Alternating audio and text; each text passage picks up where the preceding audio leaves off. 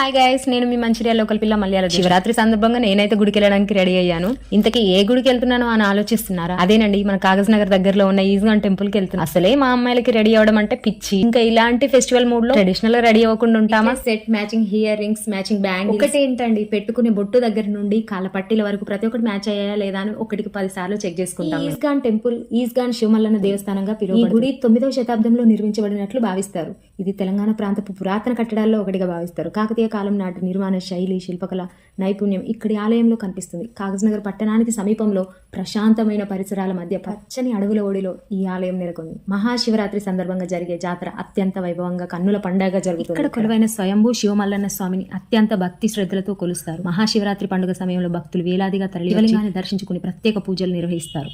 ఆలయం కాగజ్ నగర్ నుండి 4 కిలోమీటర్ల దూరంలో మాత్రమే. చుట్టుపక్కల జిల్లాల నుండి కూడా భక్తులు తరలి వస్తారు. Thank you guys. ఇలాంటి మరిన్ని అప్డేట్స్ కోసం మన పేజ్ ని ఫాలో అవ్వండి. Thank you.